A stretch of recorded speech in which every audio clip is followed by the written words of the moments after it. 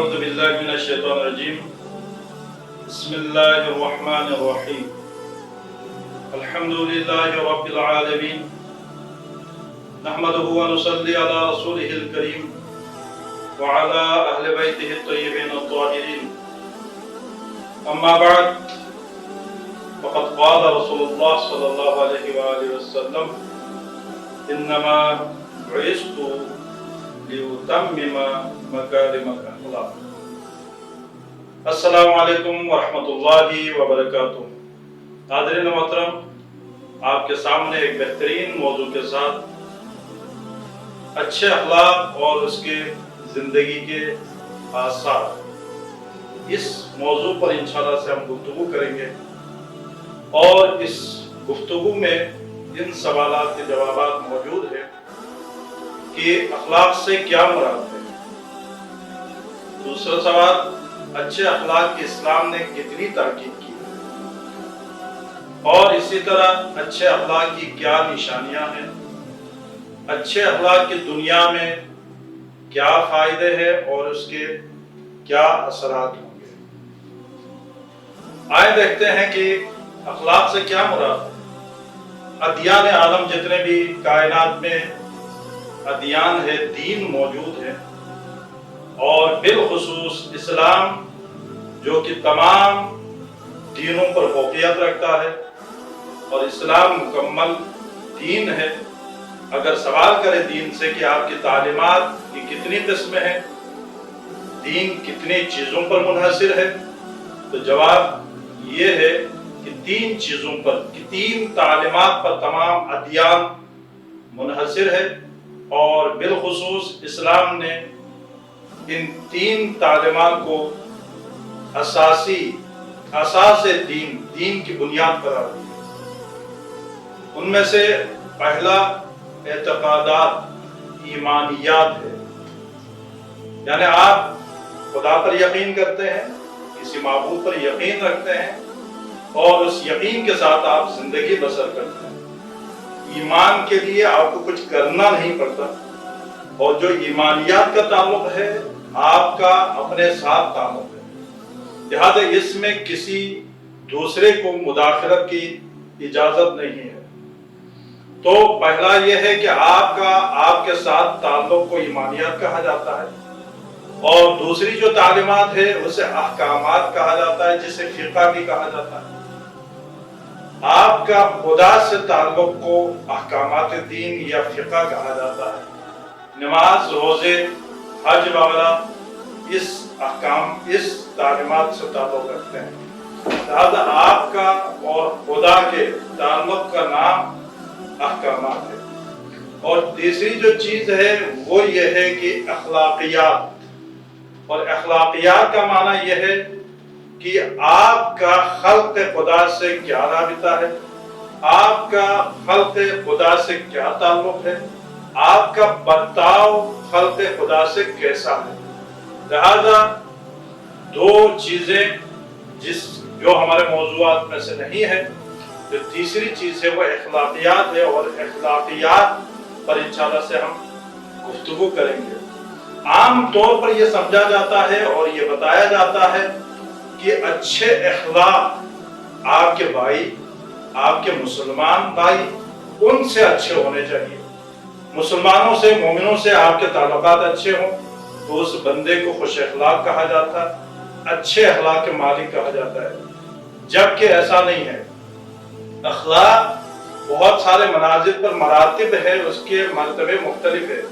उनमें से एक दफा आपके साथ कैसा अखलाक है, आप अपने आप को क्या समझते हैं, आप अपने आप से मोहब्बत करते हैं या नहीं करते, आप अपना ख्याल रखते हैं या नहीं रखते हैं। लिहाजा अखलाक का ताल्लुक बजाती ही आपके नफ्स से भी है। दूसरा जो है, जो आम तौर पर अखलाक देखा जाता है आपके खानदान में, आपके वालिदैन के साथ आपका बर्ताव कैसा है, आपके बीवी बच्चों के साथ आपका बर्ताव कैसा है, आपके रिश्तेदारों के साथ आपका बर्ताव कैसा है और इसी तरह कलमा पढ़ने वालों के साथ आपका बर्ताव कैसा है। यहाँ तक अखलाक खत्म हो गया नहीं, बल्कि अखलाक का दायरा उससे भी वसी है। जो अजनबी है उसके साथ आपका बर्ताव कैसा है, आपका हमसाया चाहे वो कलमा पढ़ने वाला ना भी हो تو آپ کا برتاؤ اس کے ساتھ کیسا ہے، یہ بھی اخلاق میں آتا ہے۔ نہ صرف یہ بلکہ دشمن کے ساتھ آپ کا برتاؤ کیسا ہے، یہ بھی اخلاق میں آتے ہیں۔ اس لیے کہ رسول اللہ صلی اللہ علیہ وسلم نے اپنی ساری زندگی میں دشمنوں کے ساتھ بھی جو برتاؤ کر کے بتا دیا کہ دشمنوں کے ساتھ آپ کا برتاؤ کیسا ہونا چاہیے۔ صرف یہی نہیں بلکہ یہ تو ہو گیا انسانوں تک کہ آپ انسانوں کے ساتھ کس طرح سے اخلاق سے پیش آ رہے ہیں۔ نہیں، اسلام یہاں نہیں رکا ہے بلکہ اسلام آگے بڑھا ہے۔ خلق کے خدا میں حیوانات بھی شامل ہے یا نہیں ہے؟ آپ کا حیوانوں کے ساتھ کیا برتاؤ ہونا چاہیے؟ مثلا ابھی عید قربان گزری ہے، لہذا اس کے احکامات بیان ہوئے، کہا کہ کبھی بھی کسی جانور کو دوسرے جانور کے سامنے ذبح نہ کرو، اور اسی طرح ذبح کرنے سے پہلے وہ جانور بھوکا نہ ہو، پانی اسے پلایا جائے، اور اسی طرح اگر جانور آپ کے گھر میں موجود ہے، بوجھ اٹھانے والے جانور ہے، تو کہا گیا کہ اس پر زیادہ بوجھ نہ لادا جائے، اور اسی طرح ان کے کھانے پینے کے باقاعدہ اہتمام کیا جائے۔ تو یہ تمام چیزیں کیا ہے؟ ایک دفعہ حضرت علی تشریف رکھتے ہیں مسجد کوفہ میں خطبہ دے رہے، اتنے میں ایک بہت ہی بوڑھا اونٹ مسجد میں چلا آیا، لوگوں نے کہا اس کو نکال دو، لیکن ایک دفعہ حضرت علی نے فرمایا کہ یہ کس کی اونٹ ہے؟ ایک شخص کھڑا ہو گیا، کہا کہ یہ میرا ہے، میں نے اسے آزاد کر دیا ہے کہ جہاں مرضی جانا چاہے تو جائے، میں نے اسے باندھ کے نہیں رکھا، بڑے فخریہ کہہ رہے تھے۔ ایک دفعہ مولا ناراض ہو گئے اور کہا کہ یہ کیا بات ہوئی، یہی شکایت دے کے تو یہ آیا ہے۔ کہا کہ جس وقت میری جوانی تھی اس وقت اس نے مجھ سے ہر خدمت لے لیا، بوجھ مجھ سے اٹھوایا، ہر کام مجھ سے کروایا، لیکن اب میں بوڑھا ہو چکا ہوں، بوجھ اٹھانے کے قابل نہیں رہا، میرے گوشت کھانے کے قابل نہیں رہا، تو اس نے مجھے گھر سے نکال دیا، میرے کھانے پینے کا خیال نہیں رکھتا۔ لہٰذا حضرت علی نے فرمایا اسے لے جاؤ، اور جس طرح جوانی میں اس کی خدمت کرتے تھے اور اس نے تیری خدمت کی ویسے اس کے ساتھ تم بھی خدمت کرو۔ بس کیا ہے کہ اخلاق کا دائرہ کہاں پر ہے؟ انسانوں سے بڑھ کے جانوروں تک ہے۔ نہ صرف یہ ہے کہ جانوروں تک ہے بلکہ اخلاق کا دائرہ ماحولیات تک ہے، جہاں تو جو ورلڈ لائف ہے وہاں تک ہے۔ جیسا کہ بہت سارے احادیث میں ہمیں یہ ملتا ہے کہ جو کیڑے مکوڑے ہیں ان کا بھی ہمارے اوپر حق ہے، ان کا بھی ایک اخلاق ہے۔ کہا کہ جب تم کھیت میں جا کے دسترخوان بچھا کے وہاں کھانا کھاتے ہیں تو اللہ تعالیٰ تیری روزی میں برکت دیتا ہے۔ ایک دوسرا جو روایت ہے وہ یہ ہے کہ وہاں پر دسترخوان بچھائے، دسترخوان میں عام طور پر گھروں میں اگر وہاں پر ٹکڑے پڑے ہوں تو مستحب ہے کہ دسترخوان پہ پڑے ہوئے ٹکڑوں کو چن کے کھائیں، لیکن کہا کہ جب تم کھیت میں ہو یا گھر سے باہر ہو، آؤٹنگ پہ ہو، تو پھر وہاں پر دسترخوان سے چن کے نہ کھائیں بلکہ اس سے چھوڑ دیا جائے۔ کیوں چھوڑے؟ کہا کہ اس وجہ سے وہاں پر چونٹیاں ہیں، وہاں پر دوسرے مخلوقات ہیں، لہذا وہ کھا لیں گے۔ اسی طرح بہت ساری جگہوں پر یہ بات ہوتی ہے کہ گوشت اس طرح سے نہ کھایا جائے کہ ہڈی پر کوئی گوشت باقی نہ ہو۔ کہا جاتا ہے کہ یہ جنات کا حصہ ہے، کیونکہ پہلے زمانے کے لوگ ان جو جراثیم وغیرہ ہوتے تھے، کیونکہ بیکٹیریاز وغیرہ ہوتے تھے، اس کو نہیں سمجھتے تھے، لہذا رسول اللہ نے اس طریقے سے نہ دیکھنے والے مخلوق کو مد نظر رکھتے ہوئے کہا کہ شیطان کا حصہ ہے، جبکہ شیطان کا حصہ نہیں ہے، بلکہ جو گوشت ہے وہ مخلوقات کا حصہ ہے کہ جو آپ کو نظر نہیں آتی، یا جو چونٹیاں یا جو چھوٹے مخلوقات ہیں وہ کھائیں گے، لہذا ان کا حصہ رکھا گیا۔ لہذا اس کے اخلاقیات اگر آپ دیکھیں کہاں تک آ گئے، یہاں تک آ گئے ہیں۔ اور پھر اس کے ساتھ ساتھ کیا کہا گیا؟ جو ماحولیات کی جو بات کی وہ کیا کہا کہ جو پھلدار درخت ہے ان کو کاٹا نہ جائے، ٹھیک ہے، اس وجہ سے کہ وہ پھلدار درخت ہے، فائدہ پہنچا رہے ہیں۔ بس آپ کا اخلاق ہے کہ درخت کے ساتھ کیسا ہونا چاہیے۔ اسی طرح باقاعدہ احکام الہی موجود ہے، پھلدار درخت کے نیچے کبھی بھی رفع حاجت نہ کیا جائے، وہاں پر واش روم نہ کیا جائے، اس جگہ کو پاک و پاکیزہ رکھا جائے۔ لہٰذا یہ اخلاق ہے یا نہیں ہے؟ لہٰذا ایک درخت کے ساتھ آپ کا رویہ کیسا ہونا چاہیے۔ اسی طرح فرمایا، کہا کہ جو انسان درخت لگاتا ہے یا کنواں کھودتا ہے جس کے ذریعے سے سبزے اگتے ہیں، تو کہا کہ یہ باقیات الصالحات میں سے ہیں۔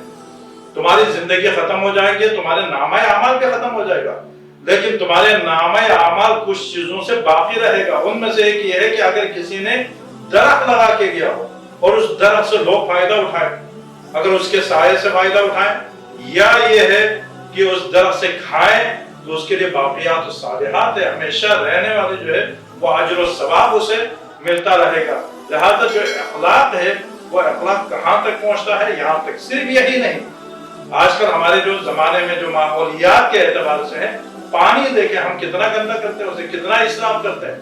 اسلام نے منع کیا، کہا کہ 3 چلو پانی سے تمہارا وضو ہو جاتا ہے، 3 چلو پانی سے زیادہ استعمال کرنا تمہارے لیے اسراف ہے۔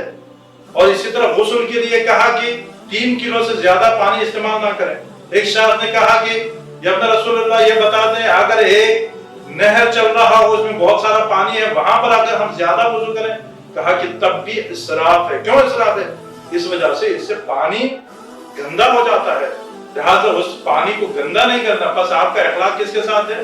اس پانی کے ساتھ ہے۔ اسی طرح کھڑے پانی میں پیشاب کرنے سے منع کر دیا، مکروہ ہے، سخت کراہت ہے۔ کیوں؟ اس وجہ سے اس کے ذریعے سے پانی گدلا ہو جاتا ہے اور وہ گندا ہو جاتا ہے، نجس ہو جاتا ہے۔ لہذا اس بحث سے ہمیں یہ معلوم ہوا جو اخلاق کا دائرہ کار ہے صرف انسانوں، صرف کلمہ پڑھنے والوں تک محدود نہیں ہے، گھر والوں تک محدود نہیں ہے، بلکہ جتنے بھی خلق خدا ہے، جتنے بھی مخلوقات پروردگار ہے، ان سب کے ساتھ آپ کا رویہ بہتر ہونا چاہیے۔ کس طرح کا ہونا چاہیے اسلام نے بتا دیا۔ آئے ہم دیکھتے ہیں کہ یہ اخلاق ہے کیا چیز۔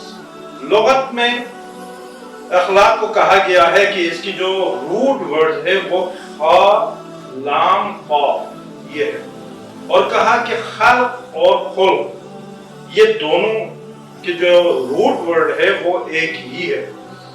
لہذا خلق کسے کہا جاتا ہے؟ جو آپ کا ظاہر ہے، جو آپ کا بدن ہے، جو آپ کا جسم ہے، اسے خلق کہا جاتا ہے۔ جو آپ اپنے آنکھوں سے، اپنے بصارت سے جسے دیکھ رہا ہے اسے خلق کہا جاتا ہے۔ تو کہا کہ اس خلق کے بارے میں اللہ تعالیٰ نے کیا کہا؟ کہا کہ نفخت من روحی، اس انسان میں نے اپنے روح کو پھونکا ہوا ہے۔ لہذا جو خلق ہے بہت امپورٹنٹ ہے، اس میں روح خدا موجود ہے۔ اس سے خلیفۃ اللہ تعالیٰ نے بنایا ہے، اس زمین کا وارث بنایا ہے۔ اور اسی طرح کیا ایسا ہے کہ اس خلق میں بدصورت بھی ہو، اچھے خوبصورت بھی ہو؟ تو اللہ تعالیٰ نے ارشاد فرمایا تمہاری نگاہیں یہ فیصلہ کر سکتی ہے، لیکن اللہ تعالیٰ نے جن چیزوں کو خلق کیا ہے وہ کیا ہے؟ الذی احسن کل شیء خلق، اللہ نے جس چیز کو بھی خلق کیا ہے وہ یونیک خلق کیا ہے، لہذا اس میں کوئی کمی نہیں ہے، وہ بدصورت نہیں ہے۔ جس چیز کو بھی خلق کیا ہے وہ خوبصورت ہے۔ بس خلق جو انسان میں اس ظاہری جسم ہے وہ کتنی خوبصورت ہونی چاہیے، کتنی خوبصورت بنایا اللہ تعالیٰ نے، لہذا اس کی قدر بھی کرنی چاہیے۔ اور جسم کے ظاہر کو بھی، آپ کا اخلاق آپ کے جسم کے ساتھ ہے، آپ کے ساتھ ہے، لہذا اپنے جسم کا خیال رکھنا یہ بھی اخلاق کا ایک حصہ ہے۔ یہ اللہ تعالیٰ کی نعمتوں میں سے ہے، بنا سنور کے رکھنا، جیسا کہ رسول اللہ کی زندگی میں ہمیں یہی تعلیمات ملتے ہیں کہ آپ اپنے بالوں کو ہمیشہ کنگھی کرتے تھے، اور اسی طرح بہترین جو لباس ہے پاک و پاکیزہ آپ لباس پہنتے تھے، اور اپنے آپ کو شیشے میں دیکھتے تھے۔ لہذا انسان کا جو جسم ہے، جو خلق ہے، وہ بھی اللہ کے نعمتوں میں سے نعمت ہے۔ اللہ تعالیٰ نے اس چیز کا بڑا خیال رکھا، خلق کا خیال رکھا۔ کہا کہ ہو سکتا ہے کہ تم کام کاج میں بھول جائے اپنے جسم کی نظافت اور خوبصورتی کو، لیکن اسلام نے واجب قرار دیا۔ کہا کہ 5 وقت کی نماز تم پر واجب ہے، 5 وقت اپنے منہ اور ہاتھوں کو دھو لیا کرو۔ ڈیزائر، نالج، امپلیمنٹ، یہ 3 چیزیں جب ہو جائے تو پھر کیا وجود میں آتا ہے؟ کریکٹر وجود میں آتا ہے، ٹھیک ہے؟ اور اس کریکٹر سے کیا ہے، کیا بنتے ہیں جی؟ اخلاق بنتے ہیں۔ جب یہ اخلاق بن جاتے ہیں تو پھر انسان جو ہے فرشی مخلوق نہیں کہلائیں گے، بلکہ وہ عرشی مخلوق کہلائیں گے۔